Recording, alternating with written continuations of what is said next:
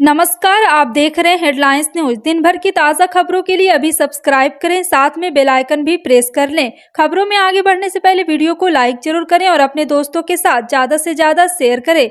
और आप किस राज्य शहर से न्यूज को देख रहे हैं कमेंट में जरूर लिखें।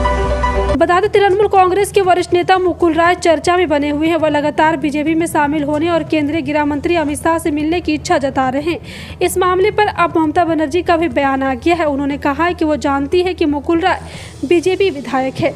दरअसल मुकुल राय ने मंगलवार शाम को एक बंगाली न्यूज चैनल से बातचीत में कहा है कि मैं बीजेपी विधायक था और अभी भी हूँ। मैं बीजेपी के साथ रहना चाहता हूँ। पार्टी ने यहाँ मेरे रुकने का बंदोबस्त भी कर दिया है। मैं अमित शाह और पार्टी अध्यक्ष जेपी नड्डा से भी मिलना चाहता हूँ। कर्नाटक में अगले महीने विधानसभा चुनाव होने वाले हैं। इसको लेकर बीजेपी ने अपने 40 स्टार प्रचारकों की लिस्ट जारी कर दी है। इसमें प्रधानमंत्री नरेंद्र मोदी, बीजेपी अध्यक्ष जेपी नड्डा, यूपी के सीएम योगी आदित्यनाथ और केंद्रीय मंत्री की एक मजबूत टीम शामिल है। पार्टी द्वारा जारी की गई लिस्ट के मुताबिक केंद्रीय मंत्रियों की रक्षा मंत्री राजनाथ सिंह, गृह मंत्री अमित शाह, परिवहन मंत्री भी शामिल है। और आपको बता दें, इसके अलावा राज्य के मुख्यमंत्री को भी इस लिस्ट में शामिल किया गया है। कांग्रेस नेता राहुल गांधी को मानहानि मामले में सजा सुनाए जाने के बाद ओबीसी समुदाय के अपमान की बात सामने आई है। बीजेपी नेताओं ने इसे लेकर कांग्रेस को जमकर घेरा। इसके बाद विपक्ष ने मौके का फायदा उठाते हुए जातिगत जनगणना का मुद्दे से बीजेपी को घेरने की कोशिश की। कांग्रेस ने कहा है कि बीजेपी अगर वाकई ओबीसी समुदाय या दलितों के हितों को लेकर सोच रही है तो उसे जातिगत जनगणना कराना चाहिए, जिससे जरूरतमंद लोगों को उनका हक मिल सके। हालांकि भले ही कांग्रेस विपक्ष में बैठकर जातिगत जनगणना को लेकर हल्ला मचा रही हो, लेकिन इस मसले पर कांग्रेस सरकार का भी रुख कभी साफ नहीं रहा। मध्य प्रदेश के सीएम शिवराज सिंह चौहान का एक बड़ा बयान सुर्खियों का हिस्सा बना हुआ है। हाल ही में उन्होंने कहा है कि एमपी में उन अवैध मदरसों और संस्थाओं का रिव्यू किया जाएगा जहां कट्टरता का पाठ पढ़ाया जा रहा है। इस बात का ऐलान बुधवार को कानून व्यवस्था की समीक्षा करते हुए दिया गया। इसके बाद एक नए विवाद ने जन्म ले लिया और कुछ लोग शिवराज सिंह चौहान की आलोचना कर रहे हैं और वहीं कुछ लोग इसे सही बता रहे हैं। आईएनएस के अधिकारी के तौर से मिली जानकारी के जिक्र करते हुए कहा कि सीएम शिवराज सिंह चौहान ने कानून व्यवस्था की समीक्षा करते हुए राज्य के अवैध मदरसे संस्थान जहां कट्टरता का पाठ पढ़ाया जा रहा है उनका रिव्यू किया जाएगा। हरियाणा के मुख्यमंत्री मनोहर लाल की प्रेस वार्ताओं को संबोधित किया। उन्होंने कहा कि परिवार पहचान पत्र में आ रही सवालों के लिए वेब बेस्ड चैट बॉट और सॉल्यूशन के साथ साथ ताऊ में पूछो व्हाट्सएप बॉट बनाया है। सीएम ने कहा है कि ताऊ से पूछो व्हाट्सएप बॉट पीपी पर पूछे जाने वाले सवालों का घर बैठे जवाब देगा और पीपी के साथ दिव्यांग पेंशन के साथ आज जोड़ा गया है। सीएम ने कहा, परिवार सूचना डाटा कोष में 60% से अधिक विज्ञान रूप से सत्यापित दिव्यांगों का डाटा हर महीने पीपी द्वारा प्रमाणित किया जाएगा। G20 में दुनिया भारत के डिजिटल स्वास्थ्य को मुरीद हो गए हैं। जी हां, आपको बता दें, संयुक्त राष्ट्र ने कहा है कि भारत का डिजिटल स्वास्थ्य दूसरे देशों के लिए मॉडल बन सकता है। संयुक्त राष्ट्र के एक वरिष्ठ अधिकारी ने बुधवार को कहा है कि भारत अब जब G20 की अध्यक्षता संभाल रहा है तो डिजिटल स्वास्थ्य पर उसका ध्यान देना दूसरे देशों के लिए मॉडल के तौर पर काम आ सकता है। संयुक्त राष्ट्र के इस बयान ने कोविड के दौरान से लेकर अब तक डिजिटल स्वास्थ्य में हासिल की गई देश की उपलब्धियों पर मुहर भी लगाता है और इससे देश की साख पर पूरी दुनिया में बढ़ी। 2024 में होने वाले लोकसभा चुनाव से पहले कई राज्यों में विधानसभा चुनाव होने हैं।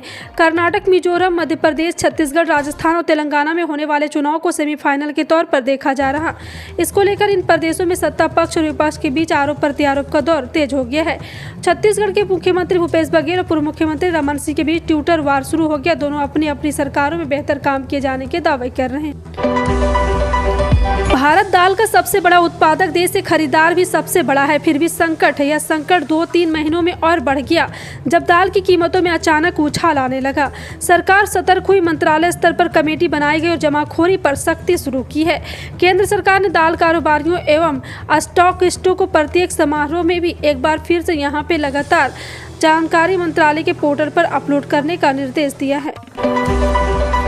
सुप्रीम कोर्ट ने बॉम्बे हाई कोर्ट की नागपुर पीठ के आदेश को रद्द कर दिया, जिसने कथित माओवादी लिंक मामले में दिल्ली विश्वविद्यालय के पूर्व प्रोफेसर जीएन साईं बाबा और अन्य को आरोप मुक्त कर दिया था। सुप्रीम कोर्ट के इस फैसले के बाद जीएन की मुश्किलें बढ़ गई। बता दें कि पिछले साल बॉम्बे हाई कोर्ट की नागपुर बेंच ने साईं बाबा और 5 अन्य आरोपियों को बरी कर दिया था। एप्पल के सीईओ टिम कुक 20 अप्रैल को साकेत में एप्पल के दूसरे स्टोर की ग्रैंड ओपनिंग के लिए दिल्ली में है। बता दें कि टिम कुक ने प्रधानमंत्री नरेंद्र मोदी से 19 अप्रैल को मुलाकात की। मुलाकात के बाद टिम कुक ने ट्विटर पर इस बात की जानकारी दी और पीएम मोदी के साथ तस्वीर भी शेयर किया। टिम कुक ने ट्विटर करते हुए लिखा है कि हम भारत में निवेश और ग्रोथ करने के लिए प्रतिबद्ध हैं। टिम कुक के ट्वीट पर ही जवाब देते हुए प्रधानमंत्री ने कहा, आपसे मिलकर बेहद खुशी हुई। वाराणसी में काशी विश्वनाथ मंदिर से सटी ज्ञानवापी मस्जिद में वजूखाना की व्यवस्था का विरोध शुरू हो गया है।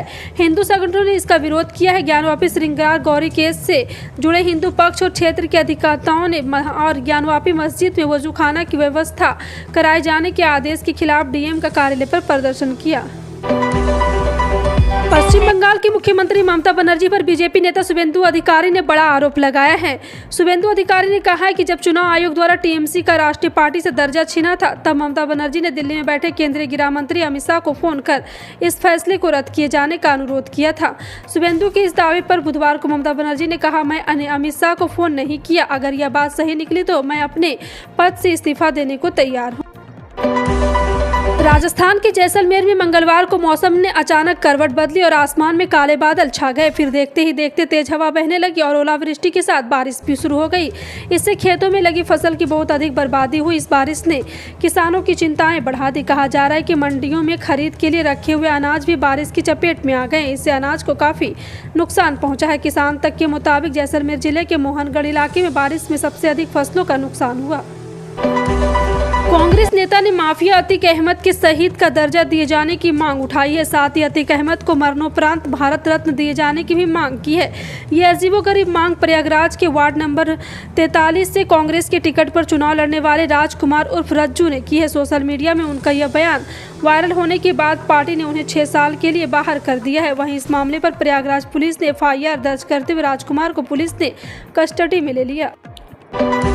IPL 2022 के 26वें मैच में राजस्थान रॉयल ने टॉस जीतकर लखनऊ को पहले बल्लेबाजी का न्योता दिया। संजू सैमसन ने बताया कि विकेट अच्छा और रात में थोड़ी ओस की वजह से बल्लेबाजी के लिए विकेट आसान होगा। राजस्थान रॉयल ने अपनी टीम में एक बदलाव किया। जंपा की जगह जेसन होल्डर को मौका मिला। बड़ी बात यह है कि रियान पराग अब भी राजस्थान की प्लेइंग 11 में शामिल किए गए। कमलनाथ ने एपी में कांग्रेस के 16 नेताओं को बड़ी जिम्मेदारी सौंपी है। विधानसभा चुनाव के लिहाज से ये जिम्मेदारियां अहम मानी जा रही है, क्योंकि विधानसभा चुनाव को लेकर अब कांग्रेस पूरी तरह से एक्टिव हो चुकी है। कमलनाथ के निवास पर पार्टी के सभी नेताओं की बैठक आयोजित की गई थी, जिसमें कई बड़े फैसले लिए गए। और आपको बता दें, दरअसल विधानसभा चुनाव को लेकर कांग्रेस ने बड़ी रणनीति बनाई है। भारत दुनिया में सबसे अधिक आबादी वाला देश बन गया है। संयुक्त राष्ट्र के अनुमानों के मुताबिक देश की आबादी अगले 3 दशकों तक बढ़ने की उम्मीद है, जिसके बाद इसमें गिरावट शुरू हो जाएगी। संयुक्त राष्ट्र के ताजा आंकड़ों के अनुसार भारत 142.46 करोड़ लोगों के साथ दुनिया का सबसे अधिक आबादी वाला देश बनने वाला है। संयुक्त राष्ट्र वर्ल्ड पॉपुलेशन डैशबोर्ड से पता चला है कि चीन की आबादी अब 142.57 करोड़ है। इस प्रकार अब यह दूसरा सबसे अधिक आबादी वाला देश है। महाराष्ट्र सरकार ने बुधवार को सेवा में कार्यरत दिव्यांग कर्मचारियों के लिए पदोन्नति में 4% के आरक्षण को मंजूरी दे दी है। दिसंबर 2022 से महाराष्ट्र दिव्यांग लोगों के कल्याण के लिए दिव्यांग विभाग स्थापित करने वाला पहला राज्य बना था। मुख्यमंत्री मंत्रालय ने बताया कि दिव्यांग कर्मचारियों के लिए पदोन्नति पर फैसला कैबिनेट बैठक में सुनाया गया था। यह फैसला केंद्र सरकार द्वारा लिए गए फैसले के तर्ज पर है। राज्य सरकार ने तेज गर्मी को देखते हुए स्कूलों के समय में बदलाव कर दिया है। रायपुर समेत प्रदेश भर में अब सुबह 7 बजे से 11 बजे तक की कक्षाएं लगेगी। यह जानकारी देते हुए मुख्यमंत्री भूपेश बघेल ने ट्वीट किया है। उन्होंने अभिभावकों को लिखा है कि आप सब अपना और अपने बच्चों का ख्याल रखें। सीएम भूपेश बघेल ने ट्वीट कर स्कूलों के समय किए गए बदलाव की जानकारी दी। साथ ही उन्होंने लिखा है कि प्रदेश में तेज गर्मी को देखते हुए प्रदेश के सभी शासकीय और अशासकीय स्कूल, शैक्षिक संस्थान और समय का परिवर्तन किया जा रहा है। बीते 15 माह से मनरेगा वर्कर को पेमेंट नहीं मिल पा रही है। एडवोकेट प्रशांत भूषण ने सुप्रीम कोर्ट से दरखास्त की है कि वो केंद्र को आदेश जारी करे कि स्कीम के तहत राज्यों को पैसा तुरंत जारी किया जाए। सुप्रीम कोर्ट ने उनकी दलीलें सुनने के बाद केंद्र से कहा है कि बताएं कि स्कीम के तहत पैसा जारी क्यों नहीं हो रहा है। अदालत का कहना था कि उन्हें केंद्र के पैसा रोके रहेगा तो ऐसे में करप्शन को बढ़ावा मिलेगा। कांग्रेस ने आज एक बार फिर गौतम अडानी को लेकर पीएम मोदी और उनकी सरकार को घेरा है।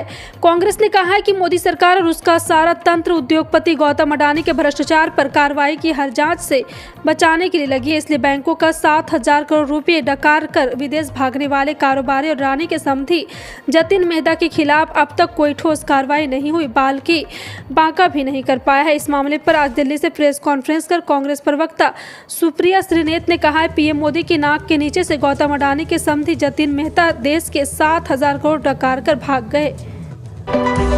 महाराष्ट्र सरकार ने बड़ा फैसला लेते हुए दोपहर 12 बजे से शाम 5 बजे के बीच सभी खुली रैलियों और सार्वजनिक सभाओं पर प्रतिबंध लगा दिया है। यह कदम केंद्रीय गृह मंत्री अमित शाह के उस कार्यक्रम के बाद उठाया गया जिसमें गर्मी से बड़ी संख्या में लोग बीमार पड़ गए और 14 लोगों की मौत हो गई।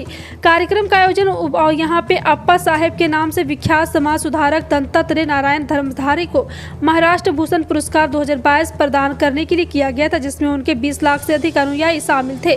भीषण गर्मी में आयोजित कार्यक्रम में अव्यवस्था के कारण कई लोग बीमार पड़ गए और 14 लोगों की मौत हो गई, जो अप्पा साहेब के अनुयायी थे, जिन्हें श्री सदस्य कहा जाता है। आपका इन सभी खबरों पर क्या कहना है कमेंट सेक्शन में टाइप करके जरूर बताएं। इसी तरह की पल पल की अपडेट जानने के लिए जुड़े रहें आप अपने हेडलाइंस न्यूज के साथ। मिलते हैं अगली बड़ी खबर में, तब तक के लिए जय हिंद।